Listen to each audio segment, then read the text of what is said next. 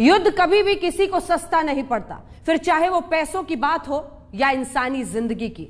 और इन दोनों पैमानों पर 20 साल तक अफगानिस्तान में आतंक के जख्म से शुरू हुई कहानी में आतंक के दर्द तक अमेरिका ने अरबों रुपए, सैकड़ों सैनिकों और नागरिकों की जिंदगी दांव पर लगाई है। और ऐसे में जब अमेरिका कहता है कि अभी सबसे लंबे युद्ध को खत्म करने का वक्त आ गया है, तो इसमें सुपर पावर की हताशा, निराशा ज्यादा नजर आती है।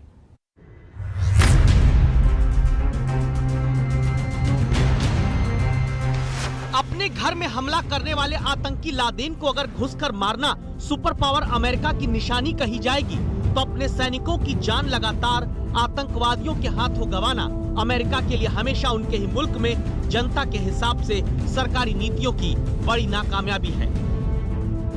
अफगानिस्तान में अमेरिका का मिशन वहां के चुनावों में भी बड़ा मुद्दा बनने लगा, जब सैनिकों के अफगानिस्तान से आते शवों के बाद सरकारों को फैसला लेना पड़ा कि अब अमेरिका उल्टे पांव लौटेगा। A future in which war ends and a new chapter begins. And end the war in Afghanistan. 2002 से 2021 के बीच 3000 से लेकर 1,10,000 सैनिकों तक की तैनाती अलग अलग वक्त में अमेरिका ने अफगानिस्तान में की। 2009 से 2013 के बीच अफगानिस्तान में अमेरिका ने सबसे ज्यादा लगातार 70,000 से 1,10,000 तक सैनिकों को अफगानिस्तान में आतंक के खिलाफ युद्ध के मोर्चे पर रखा। 2011 में जिस साल लादेन को अमेरिका ने खत्म किया, ये वो वर्ष था जब सबसे अधिक अमेरिकी सैनिक अफगानिस्तान की जमीन पर युद्ध लड़ने पहुंचे। लेकिन अमेरिका के लिए सबसे बड़ी नाकामयाबी रही अफगानिस्तान में लगातार अपने सैनिकों की आतंकियों के हाथों हमले में मौत। अमेरिका को अफगानिस्तान में कुल अब तक 2,448 सैनिकों की जान से हाथ धोना पड़ा, जबकि उसके 20,722 से ज्यादा जवान जख्मी हुए। तो क्या जिस धमक के साथ अमेरिका अफगानिस्तान आया, अब उसे अपने सैनिकों की मृत्यु के बाद उतने ही शर्मनाक तरीके से लौटना पड़ रहा है? उनके फोर्सेस को तो बाहर जाना था, परंतु जिस तरीका उन्होंने अपनाया है बहुत ही अनप्रोफेशनल है और बहुत ही इनकॉम्पिटेंस उन्होंने दर्शाई है।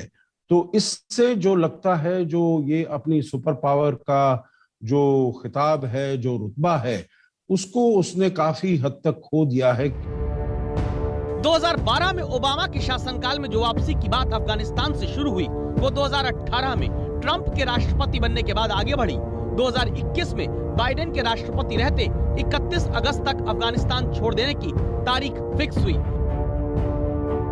लेकिन तब तक एक बार फिर अमेरिकी सैनिकों की शहादत अमेरिका को अफगानिस्तान की धरती पर देनी पड़ती है। राष्ट्रपति को दोबारा आतंक के मोर्चे पर अपने सैनिकों को झोंकने की बात कहनी पड़ती है।